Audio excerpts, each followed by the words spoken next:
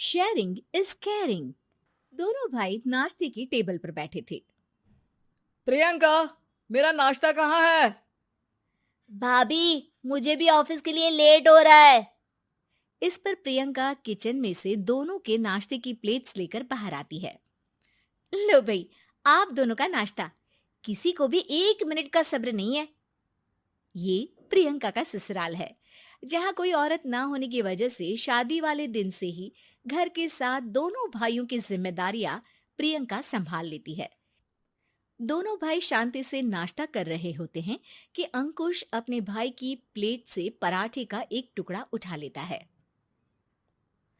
आपको पता है ना, मैं खाना शेयर नहीं करता, फिर भी मेरी प्लेट में से खाना जरूरी है क्या? अरे हद हो गई है, मुझे नहीं खाना अब। अंकुर गुस्से में नाश्ता छोड़कर टेबल से उठ खड़ा होता है। अरे, ये कैसा बिहेवियर है अंकुर? एक टुकड़ा ही तो है। एक हो या आधा, मुझे भूख लगी है तो ये सिर्फ मेरा ही है। उसे भी किसी के साथ शेयर करने बैठा तो भूखा नहीं रह जाऊंगा। अरे बाबा ठीक है, अब इस पर भी लड़ाई। दूसरा बना देती हूँ, पर प्लीज ऐसे खाना बीच में छोड़कर मत जाओ। इससे अन्न का अपमान होता है। ओ प्लीज भाभी, ऐसी कोई चीज होती ही नहीं है। आपके पास पैसे हैं, खरीदो और खाओ। अगर नहीं खाया जाए तो फेंक दो। अरे दुनिया में सब यही करते हैं। अंकुर बैग उठाकर ऑफिस के लिए चला जाता है, जिसके पीछे उसका बड़ा भाई मायूस सा घर में खड़ा रह जाता है। जिसने बचपन से सोने की चम्मच में खाया हो, उसे दुनिया के बारे में क्या पता होगा। वैसे गलती तो हमारी ही है। अगर कभी बचपन में ही सही गलत का फर्क सिखाया होता तो आज ये हाल नहीं होते। आप फिक्र क्यों करते हैं जी? भगवान है, वो जो भी करता है सबकी भलाई के लिए ही करता है। और जब वो चाहेंगे तो अपनी तरह से अंकुर भैया को भी सब कुछ सिखा देंगे। पत्नी की बात पर विश्वास कर अंकुश भी ऑफिस चला जाता है। सुबह से दोपहर होती है और अंकुर लंच करने ऑफिस के पास वाले रेस्टोरेंट में पहुंचता है, जहां वो एक साथ बहुत सारा खाना ऑर्डर कर देता है। सर, क्या कोई आपको ज्वाइन करने वाला है? नहीं तो क्यों? अब कुछ नहीं सर, ऐसे ही। वेटर चला जाता है और कुछ देर में अंकुर का ऑर्डर लेकर वापस आता है, जिस पर अंकुर सब डिशेस में से थोड़ा थोड़ा खाकर बाकी ऐसे ही छोड़कर बिल देकर चला जाता है। वाह भगवान, तेरी माया। कहीं कोई एक एक टुकड़े के लिए तरसता रहता है और ये 5 लोगों का खाना ऑर्डर करके एक का भी पूरा नहीं खाते। पैसे वालों की माया। वेटर टेबल साफ कर बचा हुआ सारा खाना लेकर रेस्टोरेंट के पीछे घूम रहे बच्चों के पास पहुंच जाता है, जिसे देख बच्चों के चेहरे खिल उठते हैं। वाह, आज इतना सारा खाना आया। थैंक यू भैया। भगवान आपको खाने की फैक्ट्री बना दे। अगर ये फैक्ट्री मेरी होती तो तुम लोगों को कभी किसी का झूठा बचा हुआ खाना नहीं खाना पड़ता। चलो तुम लोग खाओ, पर ध्यान रखो किसी को पता ना चले, नहीं तो मेरी नौकरी चली जाएगी। इसी के साथ दिन बीतता है और रात को दोनों भाई एक साथ घर पहुंचते हैं। कुछ देर में सब डिनर करने बैठते हैं, जहां अंकुश अंकुर को समझाने की कोशिश करता है।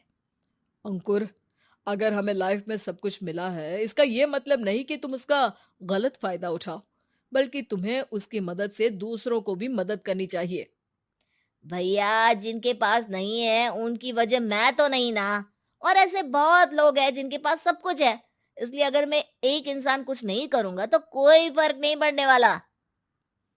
तुम्हारे भैया बस एक चीज समझाना चाहते हैं कि जिस चीज की हमारे पास कमी नहीं है, उसे बर्बाद करने से अच्छा है कि लोगों के साथ शेयर करें। इससे हम सिर्फ सामान नहीं, खुशियां भी बांटते हैं, और इसमें तुम्हारा ज्यादा कुछ तो जाएगा नहीं। भैया भाभी की बात सुन अंकुर कुछ बोले बिना उठकर चला जाता है। इसी तरह दिन बीतते रहते हैं, जिसमें अंकुश और प्रियंका कोशिश तो बहुत करते हैं, पर अंकुर पर किसी भी चीज का कोई असर नहीं पड़ता। एक दोपहर अंकुर सैंडविच खाते हुए सड़क के किनारे चल रहा होता है। तभी उसकी नजर आइसक्रीम वाले पर पड़ती है और वो सैंडविच सड़क किनारे फेंक आइसक्रीम खरीदने पहुंच जाता है। अब इसे कहते हैं जिंदगी का सुख। जैसे ही अंकुर आइसक्रीम लेकर पीछे मुड़ता है, तो एक आदमी को सड़क से वही सैंडविच उठाते हुए देखता है। वो आदमी बहुत कमजोर, गरीब, जैसे बहुत दिनों से खाना ना खाया हो वैसा लग रहा था। अंकुर उसके पास जाकर खड़ा हो जाता है। उसे देखकर आदमी सैंडविच अंकुर की तरफ कर देता है। आपको भी खाना है क्या? क्या हम इसे आधा आधा कर ले? मुझे बहुत भूख लगी है। वो मेरा ही झूठा सैंडविच है। तुम दूसरा खरीद कर क्यों नहीं खा लेते? इसे क्यों खा रहे हो? अरे भैया, अगर खरीदने के पैसे होते तो 4 दिन से भूखा नहीं घूम रहा होता। हैं? क्या? तुमने 4 दिन से कुछ नहीं खाया, फिर भी इस आधे सैंडविच को मेरे साथ बांटने के लिए तैयार हो गए? क्यों? अरे भैया, पैसा नहीं है तो क्या हुआ, इंसानियत आज भी उतनी महंगी नहीं हुई, और ना ही उस पर अमीर गरीब का टैग लगा है जो हम उसे रख ना सके। पर अफसोस, आजकल लोगों के अंदर पोषण, खून या विटामिन से ज्यादा इंसानियत की कमी होने लगी है। आदमी की बातों से अंकुर को समझ में आ जाता है कि वो आज तक कितना गलत काम करता आ रहा था। इसके बाद से वो अपनी किसी के साथ शेयर नहीं करने और खाने को बर्बाद करने वाली आदत को छोड़ देता है।